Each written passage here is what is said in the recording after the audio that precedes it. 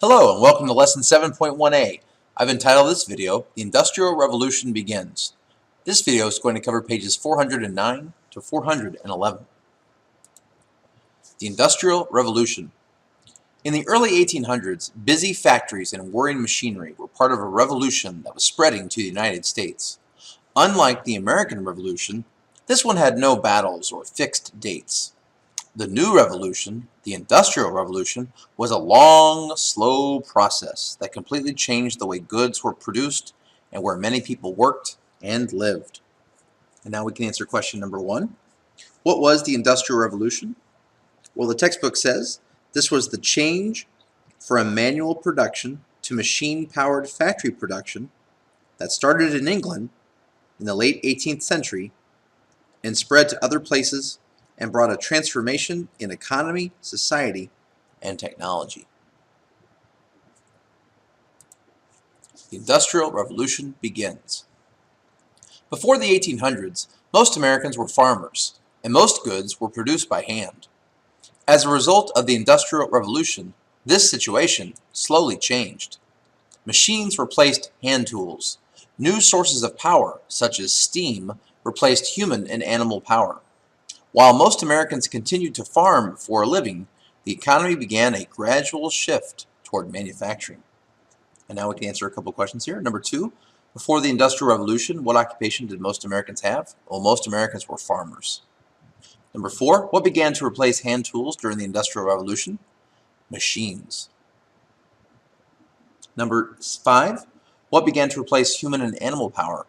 New sources of power like steam power. In question 6, during the Industrial Revolution, America's economy began a gradual shift away from farming towards what? Towards manufacturing, making things in a factory. Technological innovations. The Industrial Revolution started in Britain in the mid-1700s. New machines transformed the textile industry. And now we can answer questions 7 and 8. Number 7, where did the Industrial Revolution begin? In Great Britain. Number 8, what is a textile? A textile is cloth or clothing, anything made of that material. So you can see here, this raw material would be known as textiles, but also making the cloth into things like blankets or shirts would also be textiles. Since the Middle Ages, workers had used spinning wheels, shown here, to make thread. A spinning wheel, however, could spin only one thread at a time. In 1764, James Hargreaves developed the spinning jenny, shown here, a machine that could spin several threads at once. Other inventors sped up the process of weaving thread into cloth. In the 1780s, Edmund Cartwright built a loom powered by water, pictured here. It allowed a worker to produce a great deal more cloth in a day than was possible before. These technological innovations would change how goods were made not only in Britain, but also in America and around the world. Now we can answer a couple questions. Number 10, how did James Hargreaves' spinning jenny improve upon the spinning wheel? Well, with the spinning jenny, you could spin several threads at once, not just one thread, but several, as you can see pictured here. Number 11, what powered Edmund Cartwright's loom? Water. Number 12, how did Cartwright's loom improve the textile industry? Well, now workers could make a lot more cloth in one day than was possible before. New ways to produce goods. New inventions led to a new system of producing goods. Before the Industrial Revolution, most spinning and weaving took place in the home. Industrial production involved large machines, however, and these had to be housed in large mills near rivers. Water flowing downstream or over a waterfall turned a wheel that captured the power to run the machines. So now we can answer question 13. During the Industrial Revolution, where were large mills located and why were they located there? They were located by rivers, and they were located there because the rivers would allow for the water to turn the wheel to generate the power. To set up and operate a spinning mill required large amounts of capital or invested money. Capitalists supplied this money. A capitalist is a person who invests in a business to make a profit. Capitalists built factories and hired workers to run the machines. So now we can answer question number 14. Define the word capital as it's used in this topic. Capital is invested money, this big pile of money. Question 15. What is a capitalist? A capitalist is a person who supplies the money. They invest the money. Now, they don't do that out of the kindness of their own heart. They're doing that to make a profit. They want to take this pile of money and make it a bigger pile of money. The new factory system brought workers and machinery together in one place to produce goods. Factory workers earned daily or weekly wages. They had to work a set number of hours each day. And now we can answer question 16. Under the factory system, what two things were located in the same place? The workers and the machines. Number 17, under the factory system, how are workers paid? Workers were paid a daily or a weekly wage. Question number 18, under the factory system, how were a worker's hours decided? Well, the boss of the factory would tell you how many hours you had to work each day. In Britain, investors saw an opportunity.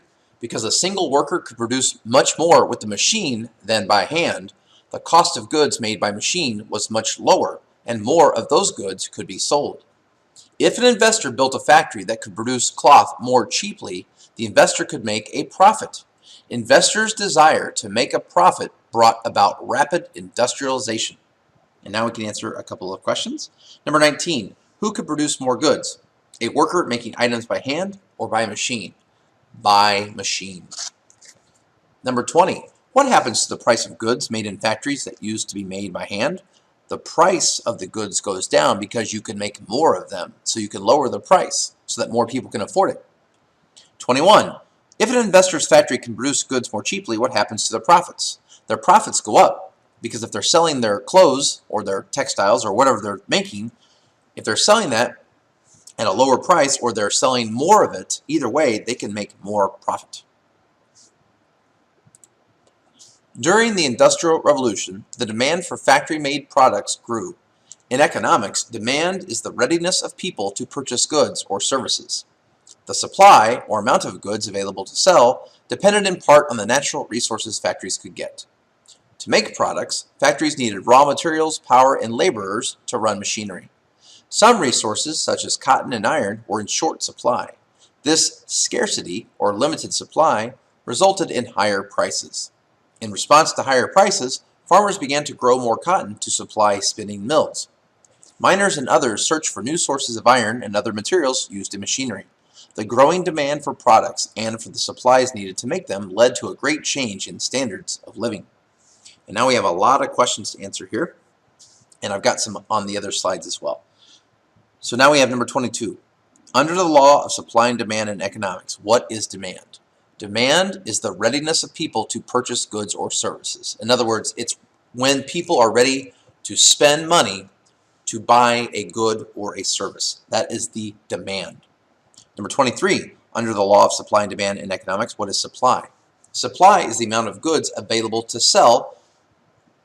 And so in that system of supply and demand, it's what is readily available for people to be able to purchase. That is the supply side. And now we can move ahead to this slide to show an example of supply and demand. So notice this guerrilla battle video game or movie or whatever it is, I'm guessing a video game. Originally it was selling for $49.99, but basically what happened over time is it was slashed in prices to $39.99, and then finally they're selling it for $19.99.